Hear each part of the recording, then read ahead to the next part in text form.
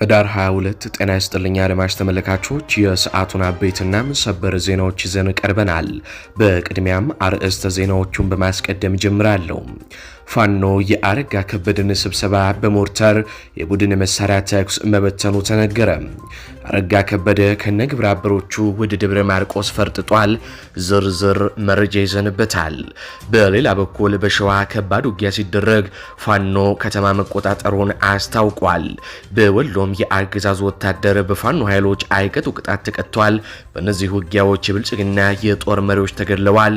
ዝርዝር መረጃ ይዘንበታል። በጎንደርም እንዲሁ የፋኖ ኃይሎች ከአገዛዙ ወታደሮች ጋር ባደረጉት ትንቅንቅ የብልጽግና ወታደር ሙትና ቁስለኛ ሆኗል። እንቃኘዋለን። እንዲሁም በጎንደር ንጹሃን በአሰቃቂ ሁኔታ ተጨፍጭፈዋል። እንመለከተዋለን። በሌላ በኩል ከፋኖ አንድነት ጋር በተያዘም ከሸዋ የምስራች ተሰምቷል። እንመለከተዋለን። ሰላም ጤና ይስጥልኝ አድማጭ ተመልካቾች፣ እንደምን ቆያችሁ?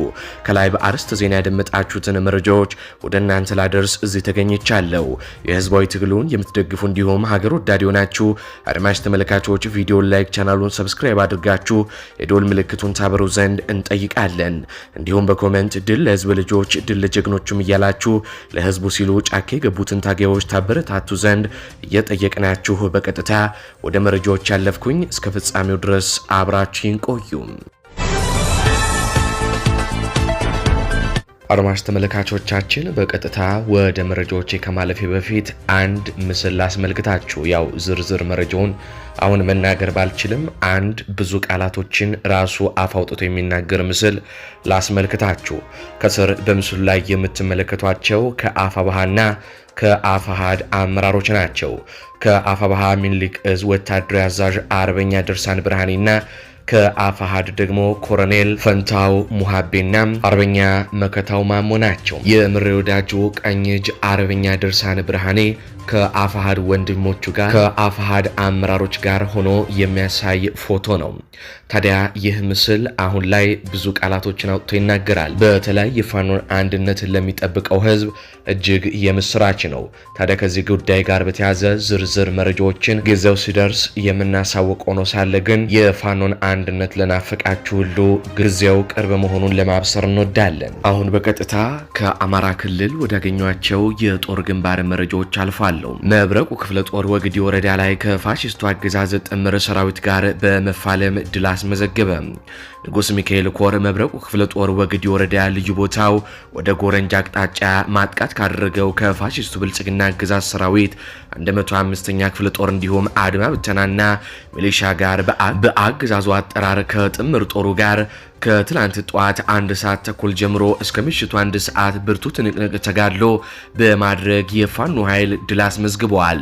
ሙሉ ቀን በዋለው ፍልሚያ መብረቆቹ የአገዛዙን መከላከያ ሰራዊት እንዲሁም የአገዛዙን የሚሊሻና የአድማ ብተና ጦር የብልጽግናን መመኪያ የሆነውን ቅልቡን ኮማንዶም ማጥቃቱን በመመከትና መልሶ ማጥቃት በማድረግ በርካታ ቁጥር ያለው የአገዛዙን ሰራዊት ሙትና ቁስለኛ በማድረግ ብሎም ቀጠናቸውን በማስከበር ድል ማስመዝገባቸው የተገለጸ ሲሆን በዚህ ውጊያ የአገዛዙ የሻለቃ አመራሮች አዋጊዎች ጭምር መደምሰሳቸው ነው የተገለጸው። ይህ በእንዲህ እንዳለ ወደ ሸዋ ስናልፍ ተራራው የእስቴ ጎማ ተራራ ክፍለ ጦር መኮይ ከተማን በመቆጣጠር በተረኛው ብልጽግና ጦር ላይ ታላቅ ጀብዶም እየፈጸመ ይገኛል። የአፋሕድ ሸዋ ጠቅላይ ግዛት እዝ መሐመድ ቢሆነኝ ኮር ጀግናው እስቴ ጎማ ተራራው ክፍለ ጦር በሸዋ ጠቅላይ ግዛት እዝ ይፋትና ጥሙግ አውራጃ በብልጽግና ላይ የሚያደርገውን መደበኛና የደፈጣ ውጊያ አጠናክሮ ቀጥሏል። ለብልጽግና ተራራ የሆነው እስቴ ጎማ ተራራ ክፍለ ጦር ዘመቻ ሰማዕታት ብሎ ባወጀው በዛሬው ዕለት መኮይ ከተማን ተቆጣጥሮ ድል እየተቀዳጀም ይገኛል።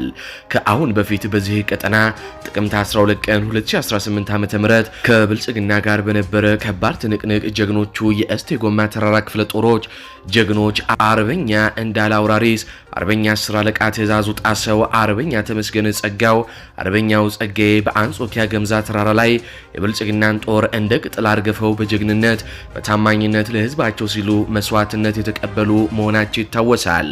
እነዚህ ጀግና የአማራ የቁርጥ ቀን ልጆችን የተሰዉበትን የ40 ቀን መታሰቢያቸውን ክፍለ ጦሩ ዘመቻ ሰማዕታት ብሎ በማወጅ በዛሬው ዕለት በአንጾኪያ ገምዛ ወረዳ መኮይ ከተማ ምሽጉ ያለውን የብልጽግናን ኃይል በአራቱም አቅጣጫ በመውረር ያልታሰበ መብረቃዊ ጥቃት በመፈጸም የወንድሞቻቸውን በቀል እየተወጡ ይገኛሉ። በዛሬው ዕለት ከጧቱ 12 ሰዓት ጀምሮ አገዛዙ ካምፕ ባደረገባቸው መኮይ ከተማ ባቡር ስቴሽን፣ ፖሊስ ጣቢያ 44ቱ 04 ቴክኒክ እንዲሁም ቁዲ በእነዚህ የጠላት ምሽጎች ላይ በተደረገው ኦፕሬሽን በብልጽግና ጦር ላይ ከባድ ጉዳት ማድረስም ችለዋል። አሁንም በዘመቻ ሰማዕታት የተሰየመው መደበኛ ውጊያ በአንጾኪያ ገምዛ መኮይ ከተማ የአገዛዙም የብልጽግና ሰራዊት ላይ ተራራው የእስቴጎማ ተራራ ክፍለ ጦር በብልጽግና በራሱ በቆፈረው ምሽግ ላይ ግብዓተ መሬቱን እየፈጸመለት ይገኛል። የእስቴጎማ ተራራ ክፍለ ጦር ህዝብ ግንኙነት ኃላፊ ባደረሰን መረጃ መሰረት እስካሁን ባለው አውደ ውጊያ ከብልጽግና በኩል ከ15 በላይ የተደመሰሰ ሲሆን ከ20 በላይ ቁስለኛ ማድረጋቸውንም የፋኖ ኃይሎች አስታውቀዋል።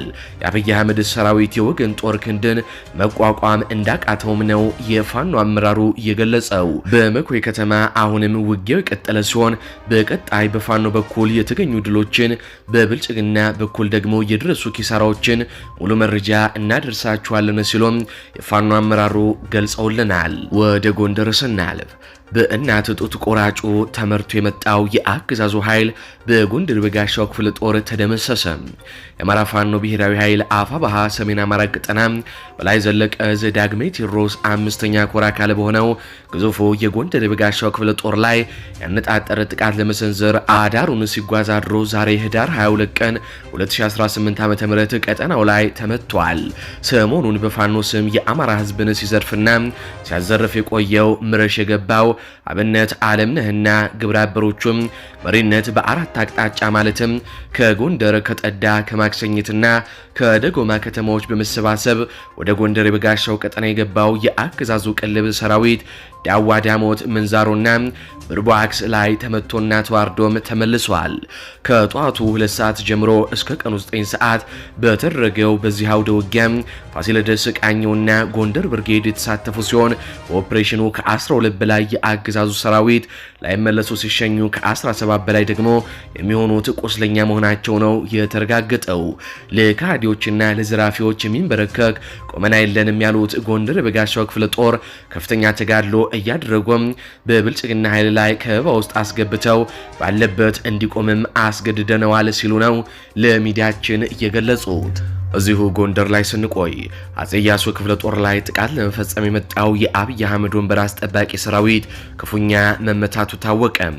በትላንትናው ዕለት ከአዲስ ዘመን በመነሳት ወደ አምቦ ሜዳ ታዳይ ከተማ በትላንትናው ዕለት በመግባት ከንጋቱ 10 ሰዓት ተኩል ጀምሮ የአጼ ኢያሱ ክፍለ ጦር አባላት ወደሚገኙበት ካምፕ ልዩ ስሙ ሻማ መድኃኔዓለም ተብሎ ወደሚጠራው ቀጠና በመጠጋት ከበባ ለማድረግ የሞከረ ሲሆን ያሰበው እቅድ ሳይሳካለት ከሽፎበታል ነው የተባለው። የብልጽግና ወታደር ጥቃት ለመፈጸም ከፍተኛ ቁጥር ያለው ኃይሉ የተጠቀመ ቢሆንም ለመደምሰስ አቅደውበት የመጡትን የፋኖን ኃይልን ግን አንዳችም ጉዳት ሊያደርሱበት አልቻሉም ነው የተባለው። ይልቁንም የዘወትር ግብሩ የሆነው ሞትና ቁስል እንዲጎነጭ ሆኗል ነው የተባለው። ከሌሊቱ 10 ሰዓት ተኩል እስከ ረፋዱ 4 ሰዓት ድረስ በአናብስቶቹ ታፍኖ ወደ መጣበት ለመመለስ እንኳን መንገዱ እሾህ ሆኖበት እስከ ቀኑ 7 ሰዓት ተኩል ድረስ ሲገረፍና ሲወቃ ውሎ ወደ መጣበት ተመልሷል ሲሉ የፋኖ ኃይሎች ገልጸዋል።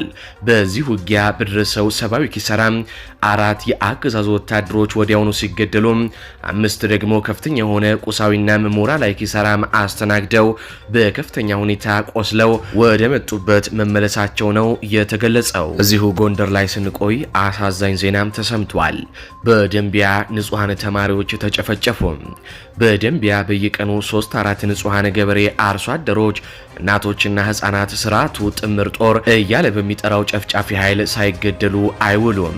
ከተለያዩ አቅጣጫ በየቀኑ አለኝ የሚለውን ኃይል እያመጣ የመጨረሻ ያለውን ኦፕሬሽን ቢሞክርም ከፋኖ ኃይል ላይ ምንም ጉዳት ማድረስ ያልቻለው ገዳይ ቡድን ደክሞና ተመቶ ሲመለስ በተለያዩ መልኩ ህዝቡን እየተበቀለም ይገኛል። በዛሬው ዕለትም ከእሁድ ቅዳሜ ረፍት ቤት ወደ ጨዋሂት ትምህርት ቤት በመሄድ ላይ የነበሩ ተማሪዎች እናቶች ተጨፍጭፈዋል። አገራማን ብለው በባጃጅ ተሳፍረው የሚሄዱ ንጹሃን ምንም አይነት ውጊያ በሌለበት ሰዓት ጨዋሂት ከተማ ደልጊ መውጫ ላይ ተጨፍጭፈዋል። ከተጨፈጨፉት ንጹሃን መካከል ተማሪ ዮርዳኖስ ጌትነት፣ ተማሪ ዳንኤል አበራ እንዲሁም ወይዘሮ ጥሩ ዓለም ክፍሌ የሁለት ልጆች እናት ወዲያውኑ ህይወታቸው ሲያልፍ ተማሪ ዮርዳኖስ አበረን ጨምሮ ሌሎች 4 ተሳፋሪዎች ሹፌሩ ከፍተኛ ቁስል አስተናግደው በሕክምና ላይ ይገኛሉ። ባገኘው አጋጣሚ ሁሉ የአማራ ህዝብን መጨፍጨፍና ማውደም የሚያረካው ገዳዩ ቡድን ከፍተኛ ቁጥር ያለው የሰለጠነ ሌባ ወታደር ነኝ ባይ በቀጠናው አሰማርቶ ከፍተኛ ዘርፊያና ውንብድና ጭምር እየፈጸመም ይገኛል። ከሰሞኑ በምስራቅና ምዕራብ ደንቢያ ብቻም ከ200 በላይ የገበሬ መሳሪያ የቤትና የቢሮ ዕቃዎች ማስጌጫ ቁሳቁስና የሚሸጥ ነገር ሁሉ መኪና እያስጠጋም እየጫነ እየዘረፈም ይገኛል። በጣቁሳና ጨልጋ ወረዳ ጨውዳባና ጫንድባ የተባሉ ከተሞች ብቻ 15 ሚሊዮን በላይ ግምት ያለው ዕቃ ዘርፎም ወደ ደልጊ መውሰዱም ተረጋግጧል። ገበሬው ፋኖን እያበላና እየሸፈነ እያዋጋ ነው መደህ የታለበት የሚለው ይህ ገዳይ ቡድን በርበሬን ጨምሮ የደረሱ አዝርቶችን በከፍተኛ ሁኔታ እያወደመም ይገኛል። በመሆኑም መላው የገፈቱ ቀማሽ ማህበረሰብ የሚደረገው የሚታይና የሚጨበጥ ግፍና በደል ይቆም ዘንድ በምናደርገው እንቅስቃሴ እንደ ወትሮ ሁሉ አስፈላጊውን ድጋፍ እንድታደርግ እናሳስባለን ሲሉ የፋኖ ኃይሎች አስታውቀዋል። ወደ ጎጃም አልፋለሁ። ፋኖ የናረጋ ከበደን ስብሰባ በሞርታር ማቋረጡን ገለጸ። አረጋ ከበደ ዛሬ ሉማሜ ላይ ምን ገጠማቸው? አረጋ ከበደና ግብረ አበሮቹ አወል ወረዳ ሉማሜ ከተማ ላይ ሞርታር ተተኩሶባቸው ስብሰባቸውን ሳይጨርሱ ከነጋሻ ጃግሬዎቻቸው ጋር ወደ ማርቆስ ከተማ ያቀዱትን ሳይፈጽሙ መፈርጠጣቸው ተነግሯል። በፋኖ በኩል 2 ቅንቡላ የተጠቀመ ሲሆን አንዱ ከፍርድ ቤቱ ጎን ያረፈ ሲሆን ሌላኛው ከታቀደው ቦታ ሳይደርስ ቀርቷል ሲሉ የፋኖ ኃይሎች ገልጸዋል። በጥቃቱ የአረጋ ከበደ ኃይል ስብሰባውን ከፎቶ ፕሮፓጋንዳ ውጪ የረባ ስራ እንዳይሰራም የፋኖ ኃይሎች አድርገውታል ሲሉ ነው የመረጃ ምንጮቻችን የገለጹት። አረጋ ከበደ ነገ ደብረ ማርቆስ በማርክላንድ ሆቴል ካሪና የተወሰኑ የህብረተሰብ ክፍል ሰበስባለሁ ብሎ እቅድ መያዙን አሁን የደረሰን መረጃም ያሳያል። ፋኖ ምን ሊያደርግ ይችላል የሚለውን አብረን ነገ የምናየው ይሆናል። ይህ በእንዲህ እንዳለ ባለስናይፐሩ ከነሙሉ ትጥቁ የአማራ ፋኖን ተቀላቀለ። የብርሃኑ ጁላ ሰራዊት ሆኖ ሲያገለግል የነበረው 10 አለቃ ደጉ ከ48ኛ ክፍለ ጦር 1ኛ ሻለቃ ያገዛዙ ግፍና መከራን በመጸየፍ የአማራ ፋኖ ብሔራዊ ኃይል ምስራቅ አማራ ቀጠና ሚሊክ እዝ ግዙፉ ላስታ ጀነራል አሳምነው ጽጌ ኮር ክንፍ የሆነውን ተከዜ ክፍለ ጦርን አንድ መገናኛ ሬዲዮን ጨምሮ ስናይፐር ከነሙሉ ትጥቁ በመያዝ በዛሬው ዕለት ፋኖን ተቀላቅሏል። ይህ በእንዲህ እንዳለ ከዚህ ወታደር በተጨማሪም ጎጃም ላይ የአገዛዙ ሰራዊት 64ኛ ክፍለ ጦር 74ኛ እንዲሁም 54ኛ ክፍለ ጦር አባላት ከነሙሉ ትጥቃቸው ፋኖን ተቀላቅለዋል። ፍቅሩ ድረስ፣ ካቻ ፈረደም፣ አበራ ጫልቄሳም፣ ሞላልኝ መልካሙ የተባሉ የአገዛዙ ሰራዊት አባላት ከ6ኛ እዝ ከ14ኛ ክፍለ ጦር 602ኛ ኮር 1ኛ ሬጅመንትና 3ኛ ሬጅመንት አባል የነበሩ በዛሬው ዕለት እነማይ ወረዳ ወይራ ቀበሌና እናርጅና ወጋ ፈለገ ብርሃነ ከተማ ከነሙሉ ትጥቃቸው በመውጣት ቴዎድሮስ እዝ 201ኛ ኮር 64ኛ ክፍለ ጦርን ተቀላቅለዋል። አርበኛ ፋኖ ሀብታሙ ዩሱፍ ከማህበረሰቡ ክፍል ጋር ቆይታ አድርጓል። ያደረገውን ቆይታ አድምጠን እንመለስ። ነገር ግን አብይ አህመድ እየሰራብን ያለ ምንድነው? ፋኖ ሙስሊም ጠል ነው በማለት እስልምናና ክርስትና ለማጋጨት ብጥብጥ ካልፈጠረ፣ ሁከት ካልፈጠረ፣ ጸብ ከሌለ፣ በየቦታው ጦርነት ከሌለ አብይ አህመድ ስልጣኑ እንደማይቀጥል ያውቀዋል። ስለዚህ በርካታ አሁን ስርዓቱ ሁላችንም እየጠፋን ያለ ነው አማራ በመሆናችን ነው። አማራ የሆነ ነው እየታረደ እየተገደለ፣ በርካታ ቤተክርስቲያን ተቃጥሏል፣ በርካታ መስጊዶች ፈርሰዋል፣ በርካታ ቀሳውስቶች ጳጳሶች ታርደዋል፣ በርካታ በሙስሊም በተመሳሳይ አንድ ቤተሰብ 7 ያላቸው አባቶችም ታርደዋል። ስለዚህ ይሄ የእስልምናና የክርስትና ጉዳይ አይደለም። አማራ የሆነ ሁሉም እየታረደ እየጠፋ ነው ያለው እያያችሁት ስለሆነ ማለት ነው። ሰው ጭራቅ አውሬ የምንሰራውበት ስተት ስለሆነ ማለት ነው። ከዚህ የበለጠ አውሬነት ምን አለ? ሀገር ይመራል ተብሎ የተቀመጠ መንግስት የሰው ልጅ እንዴት በቅርቡ ፋኒት ባለም ሴት እህታችን አይታችኋል። ጡቷን ቆርጠው እንዴት እንደጣሉት ማለት ነው። ትናንት መተከል ላይ ምላሳቸውን ቆርጠው ብልታቸው ተቆርጦ ነው የተጣሉ 11 ሰዎች ማለት ነው። እዚሁ ከሀኛው ክልላችን ላይ ማለት ነው። ሩቅ መሄድ አይጠበቅብንም። ስለዚህ ይሄን ሴራ ማክሸፍ መቻል አለብን። ሁሉም ሰው መንቃት መቻል አለበት። ወደዳችሁም ጠላችሁም እኛ ብንሞት ብንሰዋ ለዓላማ ነው። አንዴ ወጣናል፣ በክብር ነው የምንሞት። ቤታችሁ ቁጭ ብላችሁ ግን ምንም ሰዓት ስንት ወጣት ነው ስንቱ አርሶ አደር ነው ምንም ከርሸው እያነቁ ያረው መንገር ላይ እየገደሏቸው ሄዱ የሉም። ስንቶች ወንድ ስንቶች ሴቶች ስንቶች ጓድ ነው አታውቁም። የዛሬ 2 ዓመት ንጹሃን ላይ ከንቱን ውስጥ በድሮን እየጣለ ሲያፈርሳቸው የነበሩ ይሄ የቅርብ ጊዜ እንትን አይደለም። ስለዚህ እርግጠኛው የምንራችሁ አሸንፈናል። ፋኖ በታሪክ ውስጥ የሌለ በ2 ዓመት ውስጥ እንግዲህ 2 ዓመት ከ5 ወራችን አካባቢ ነው። በየትኛውም የዓለም ታሪክ በራሱ በህዝብ ድጋፍ እንደዚህ ታጠቀ ስንወጣ ባዶ እጃችን ነው የወጣን።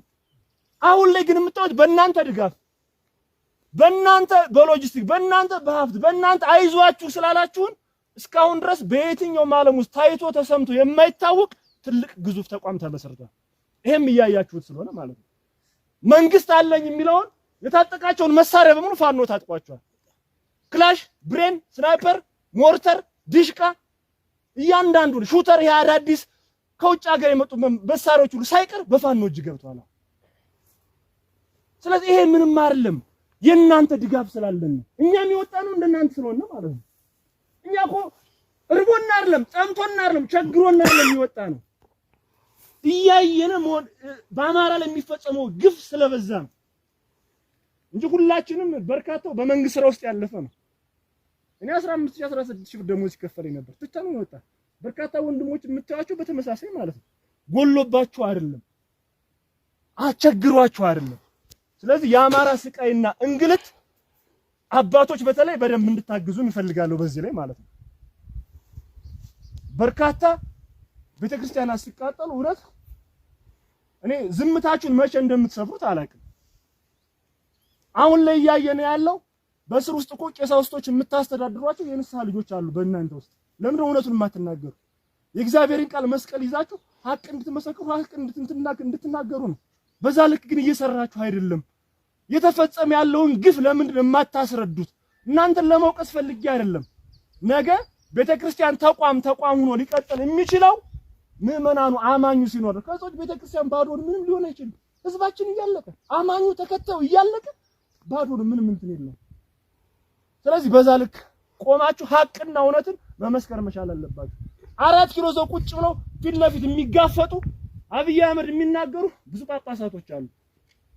እውነትን ሲጋፈጡና ሲናገሩ ደግሞ ያልተፈለጉ እንደና አቡነ አብርሃም አይነትን አውርዶ እንደና አቡነ ሳሪዎስን የዛሬ 2 ዓመት ታስታውሱ ከሆነ ጥቁር ልበሱ ብለው መላ አማራ ክልል ጥቁር አልብሰው ዛሬ የሰይጣን ተጋላቢ እነሱ የሚፈልጉትን ነገር ቤተክርስቲያን እየተቃጠለ አባቶች እየተገደሉ አርሲ ላይ አላያችሁም እንደ ሰሞኑ በ2 ቀን ብቻ 46 ክርስቲያን የተገደሉ 46 ማለት ነው።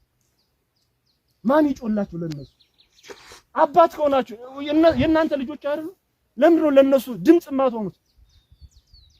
እኛ እስልምናና ክርስትና ሀያል ዘመን ተዋዶ ተዛምዶ የኖረ ሃይማኖት ነው። በሃይማኖት ተጣልተና ክርስቲያኑ ሙስሊሙን አስቀይሟል፣ ሙስሊሙ ክርስቲያኑን አስቀይሟል። ስንት ዓመት ኖርነ?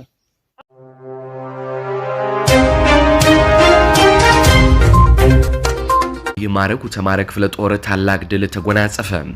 አፋባሃ ምስራቅ አማራ ቀጠና ሚልቅ እዝ ላስታ ጀነራል አሳምነው ጽጌ ኮር ማረጉ ተማረ ክፍለ ጦር በዛሬው ዕለት ከ8 በላይ የአገዛዙን ሰራዊት በመደምሰስ ከ17 በላይ የሚሆኑትን ደግሞ በማቅሰል ታላቅ ድል መጎናጸፉን አስታውቋል። የአማራ ፋኖ ብሔራዊ ኃይል አፋባሃ ምስራቅ አማራ ቀጠና ሚልቅ እዝ የግዙፉ ላስታ ጀነራል አሳምነው ጽጌ ኮር ክንፍ የሆነው ማረጉ ተማረ ክፍለ ጦር ባደረገው አውደ ውጊያ ከ8 በላይ የአገዛዙን ሰራዊት ሲደመሰስ ከ17 በላይ ደግሞ ቁስለኛ ይዞ ወደ መጣበት እግራው ጭም ብሎ እንዲፈረጥጥ አድርጎታል። የአገዛዙ ብልጽግና ሰራዊት 12ኛ ክፍለ ጦር 2 ሬጂመንት፣ የ65ኛ ክፍለ ጦር 2 ሬጂመንት ኃይልና የ65ኛ ክፍለ ጦር ሜካናይዝድ በጥምረት 1 ዙ 23 እና ኦራል ዲሽቃ በመያዝ መነሻውን ከላስታ ወረዳ ብልብላ ከተማ በማድረግ ዳቢያና አሞራ ደብር ድባቅ ተመቶ መመለሱም ይታወቃል። በዚህ ሽንፈቱ የተበሳጨው የአገዛዙ ሰራዊት ሰራዊት ከህዳር 18 ጀምሮ ኃይሉን ጨምሮ በድሮን ታግዞ ውጊያ ያደረገ ቢሆንም ተወርዋሪዎቹ ማረጉ ተማረ ክፍለ ጦር ፋኖች 3 ቀን ሙሉ ምሽግ መከላከል በማድረግ በብልጽግና ሰራዊት ላይ በትላንትናው ዕለት ከረፋዱ 3 ሰዓት ጀምረው በጠረዛና ማዘርድ ግንባር በቆረጣ በመግባት በተደረገ አውደ ውጊያ የብልጽግና ኃይል ወደ ነበረበት ምሽጉ ተቀጥቅጦም ሙትና ቁስለኛውን ይዞ እንዲመለስም አድርገውታል። አሁን በቀጥታ ወደ ጎጃም እናልፋለን። ሲሮጥ የመጣና አህያ አጥብቀህ ጫነው ይላል ያገሬ ሰው። በትላንትናው ዕለት በአፋባሃ ምዕራብ አማራ ቀጠና ቴዎድሮስ እዝ 201ኛ ኮር 74ኛ ክፍለ ጦር አንደኛና አራተኛ ሻለቆች የነፍሴ ሳር ምድር ሚሊሻን አድማ ብተናን ሲቀጠቅጡ ውለዋል። የይብሳና ጽዮን ማርያምን ለማክበር የአማራ ፋኖ አባላት ተዘጋጅተው ባለበት ጸረ ሃይማኖቱ የብልጽግና ቡድን አሰማርቶ የላካቸው ተላላኪዎች በተለያየ አቅጣጫ አሰብስፈው ቢመጡም በጀግኖቹ የ74ኛ ክፍለ ጦር አባላት ተቀጥቅጠው የተወለዱበትን ቀን እየረገሙ አስክሬን ሳያነሱ መፈርጠጣቸው ተረጋግጧል። በዚህ ውጊያ 6 አድማ ብተና 2 ሚሊሻ ወደ ላይኛው ሲሸኝ 8 አድማ ብተና 4 ሚሊሻ መቁሰላቸው ተረጋግጧል። ከነዚህ መካከል 3 ሪፈር የተላኩ ሲሆን ዲሽቃ ተኳሹ ተገድሎ መሳሪያውም ከጥቅም ውጪ መሆኑን የተረጋገጠው። በተጨማሪም አንድ ብሬን ተመቶ የተሰባበረ ሲሆን ሸንሸሉን እያንጠባጠቡም ፈርጥጠዋል። የአራተኛና የአንደኛ ሻለቃ ተርቦችም ያለምንም መስዋዕትነት ድል በድል ሆነው እየጨፈሩም ተመልሰዋል። ከዚህ ጋር በተያዘ በተመሳሳይ በትላንትናው ዕለት ወደ አርበኛ ዘመነ ካሴ ቀጠና በርካታ የአየር ወለድ ኮማንዶና ሪፐብሊካን ጋርድን በማሰለፍ እና አርበኛ ዘመነ ካሴ በማርያም ዕለት አይዋጉም በማለት አዘናግቶ ለመደምሰስ ሄደው የአገዛዙ ጦር ኮሎኔሉን ጨምሮ በርካታ አገዛዙ ወታደሮች ተደምስሰው ወደ ኋላ መመለሱንም መዘገባችን ይታወሳል። አገዛዙ የፋኖ ኃይሎች በማርያም ዕለት አይዋጉም በማለት በትላንትናው ዕለት መጠነ ሰፊ ጥቃቶችን ለማድረስ ቢሞክርም ሳይሳካለት ነው የቀረው። አሁን በቀጥታ የፋኖ ኃይሎች በሸዋ ምድርና በኦሮሚያ ክልል ያደረጓቸውን ውጊያዎች እንመለከታለን። ህዝባዊ ክብረ በዓልን ለማደናቀፍ ሄደው የአገዛዙ ጥምር ጦር ሽንፈትን አስተናግዶ ተመልሷል።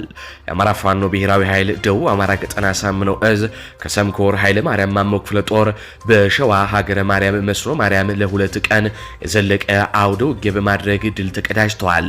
በየዓመቱ በድምቀት የሚከበረውን የህዳር ጽዮን ዓመታዊ ክብረ በዓል ለማደናቀፍና እኩይ የጥፋት ተልዕኮን ለመፈጸም ወደ መስኖ ማርያም ያቀናው የአገዛዙ የመጨረሻ ምሽግ ሰባሪ ኃይል በጀግኖቹ የኃይለ ማርያም ማሞ አናብስቶች ተመቶም ወደ መጣበት ሾላ ከተማም ተመልሷል። የአገዛዙ ብልጽግና ጥምር ጦር ከሀገረ ማርያም ከሰም ሾላ ገበያ ያለ የሌለውን ኃይሉን በአራቱም አቅጣጫ ቢያሰማራም የኃይለ ማርያም ማሞ ክፍለ ጦር አናብስቶች በአራቱም አቅጣጫ የመጣውን የብልጽግናን ኃይል ሙትና ቁስለኛም አድርገው መልሰውታል።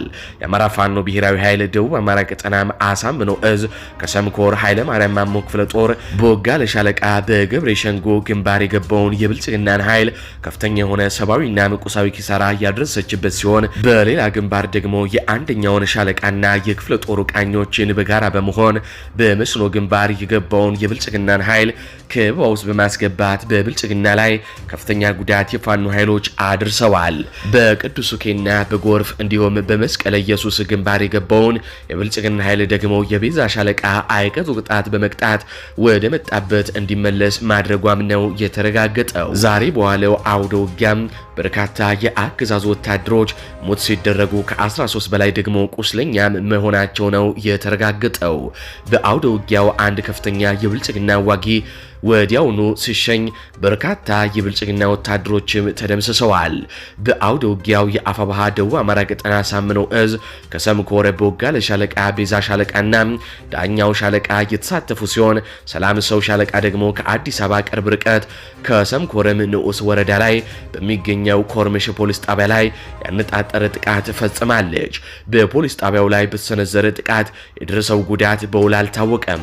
በሸዋ ሀገረ ማርያም ከሰም ወረዳ መስኖ ቀበሌ በዋለው አውደ ውጊያ ከፍተኛ ሽንፈትን ያስተናገደው የአገዛዙ ሰራዊት የአርሶ አደሩን ሰብል በማቃጠል የቂም ቁርሾውን አወራርዷል።